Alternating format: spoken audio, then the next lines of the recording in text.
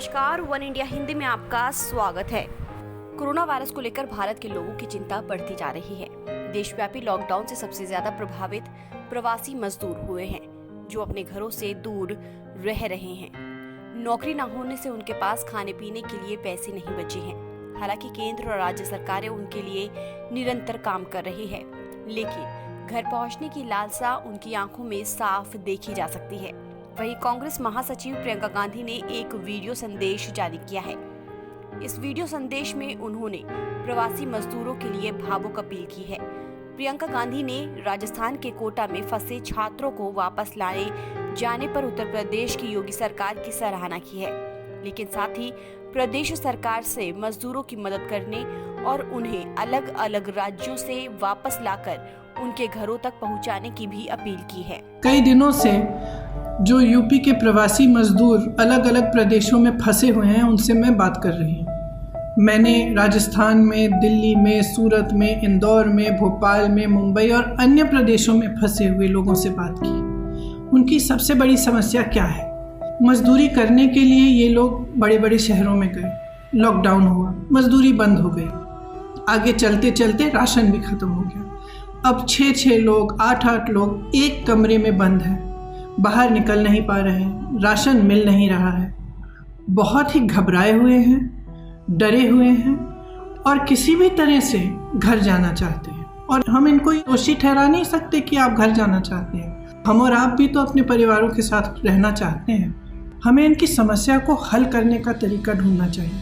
ये सबकी जिम्मेदारी है, मेरी है, आपकी है, हर सरकार की है। यूपी के एक एक मजदूर की जिम्मेदारी, चाहे वो कहीं भी हो, किसी भी प्रदेश में हो, किसी भी देश में हो, वो यूपी की सरकार की है। तो हम उनको ऐसे नहीं छोड़ सकते।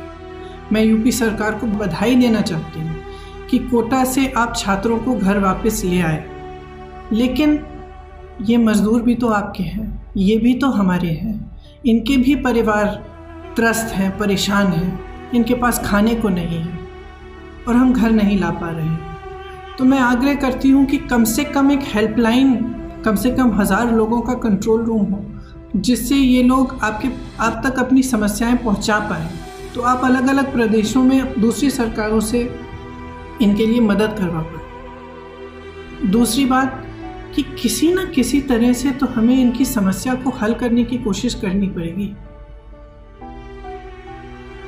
एक ऐसा प्लान बनाया जाए ताकि ये लोग अपने ज़िले में वापस आ सकें। देखिए, हम इनको इस तरह नहीं छोड़ सकते। मेरा अपील है हर देशवासी से, यूपी की सरकार से, कि हम इनकी मदद करें। देश में लॉकडाउन का दूसरा चरण चल रहा है। प्रधानमंत्री नरेंद्र मोदी ने 25 मार्च को 21 दिनों के देशव्यापी लॉकडाउन की घोषणा की थी, लेकिन कोरोना के बढ़ते मामलों को देखते हुए इसे बढ़ाकर 3 मई तक कर दिया गया है। लॉकडाउन बढ़ने से मजदूरों में बेचैनी बढ़ गई है। सरकार ने मजदूरों की समस्या को समझते हुए उनके रहने और खाने का इंतजाम किया है, लेकिन कई ऐसे भी हैं जिनके पास सरकारी सुविधा नहीं पहुंच पा रही है और वो किसी और के भरोसे पर दिन काट रहे हैं। ऐसे लोग चाहते हैं कि वो किसी तरह अपने मूल निवास तक पहुंच जाएं। इस खबर में फिलहाल इतना ही। तमाम अपडेट्स के लिए आप बने रहिए वन इंडिया हिंदी के साथ।